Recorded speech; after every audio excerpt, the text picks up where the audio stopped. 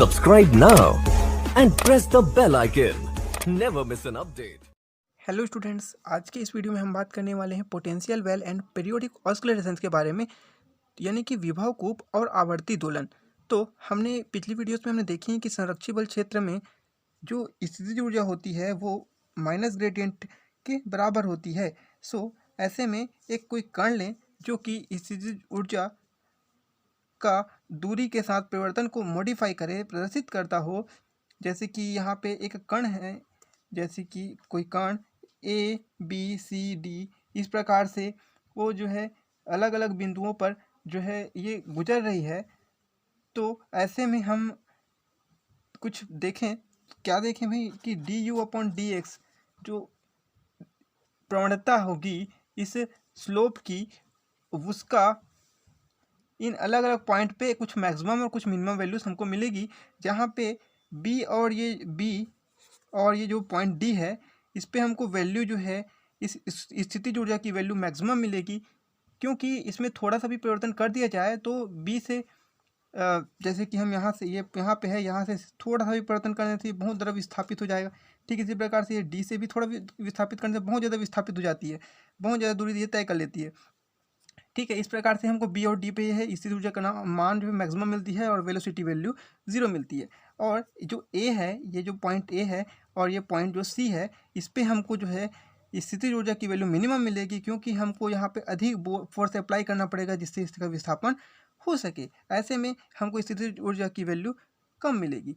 अब इसी प्रकार से हम मान लें कि एक पॉइंट है ए, एक पॉइंट को मान लेते हैं, ये वाला पॉइंट ए है, जिस पे इस कण की जो वैल्यू होगी, जो इसको हम कहेंगे स्थितिज ऊर्जा और कैनेटिक एनर्जी, यानी कि पोटेंशियल एनर्जी और कैनेटिक एनर्जी की अगर बात करें तो इसके लिए जो है कैनेटिक एनर्जी को हम के माने और पोटेंशियल एनर्जी को पी माने, तो ये जो पॉइंट ए से पी तक जाने में वो स्थितिज ऊर्जा का यूज़ करेगी और कैनेटिक एनर्जी यहाँ पे 0 मिलेगी। फाइनली यहाँ पे जब कैनेटिक एनर्जी 0 है तो पोटेंशियल एनर्जी जो है टोटल एनर्जी के बराबर होगी।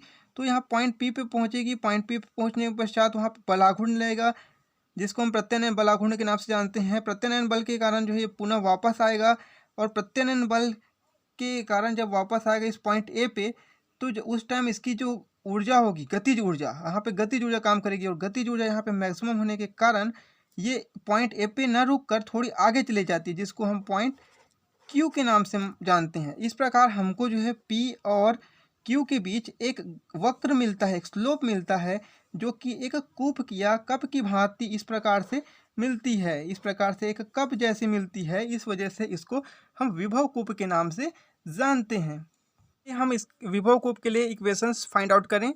ठीक है, तो विभव कूप को एक बार परिभाषित कर लें तो वह बद्ध क्षेत्र, जैसे कि हमको वहाँ संरक्षी बल क्षेत्र, उसमें कण की अपनी स्थायी संतुलन की स्थिति में के दोनों ओर कुल स्थितिज ऊर्जा के साथ यांत्रिक दोलन करती है। इस प्रकार इसको हम विभव कूप कहते हैं। यह दोलन आवर्ती दोलन होती है।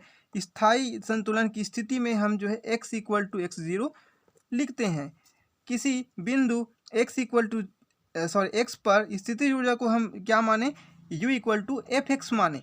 तो टेलर सीरीज के अकॉर्डिंग जब हम इसका विस्तार करेंगे तो ये विस्तार हो जाएगा u = u0 + du/dx।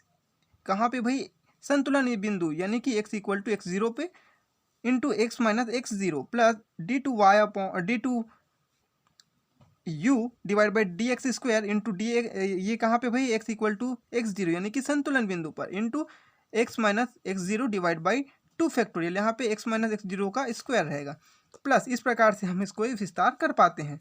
जहाँ पे जो x0 ये वाली जो पॉइंट है उसको हम संतुलन बिंदु पे मान रहे हैं, तो इसकी स्थितिज ऊर्जा यहाँ पे हम इसको कण की स्थितिज ऊर्जा मानेंगे।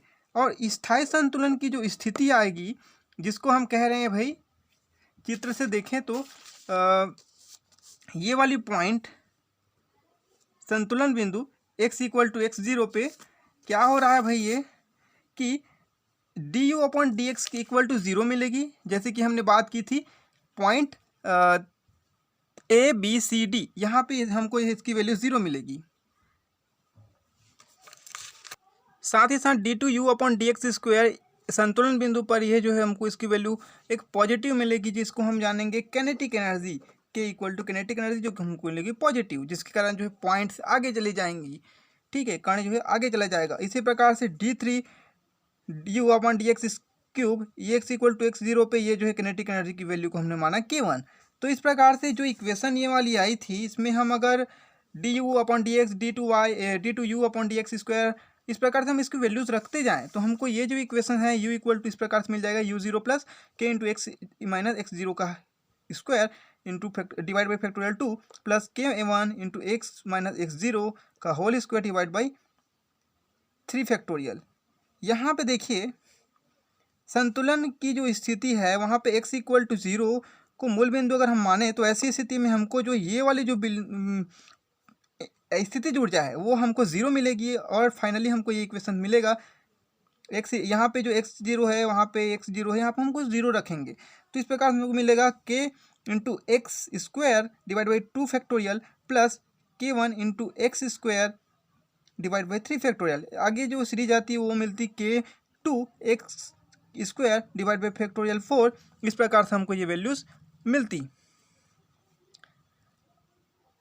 इस प्रकार कण पे जो लगने वाला जो बल होगा F equal to D minus D U upon D X equal to D upon D X into ये हो जाएगी यू की वैल्यू। अब इसको हम इस प्रकार से रखेंगे और एक्स के सापेक्ष इसका क्या करेंगे, अवकलन कर देंगे। तो इस प्रकार से हमको मिल जाएगा F इक्वल टू माइनस के x minus k1 x square divide by factorial 2। इस प्रकार से जहाँ पे ये वाले जो एनर्जी ये पार्ट है इसको हम पोटेंशियल एनर्जी के नाम से जानेंगे और माइनस के एक्स इसको हम मानते हैं न्यूटोनियन फोर्स यानी कि न्यूटन बल। और ये हम उसमें देखिए इस प्रकार से हमको एक स्लोप मिल रही है जिसको हमने पहले भी फाइंड आउट किया हुआ है।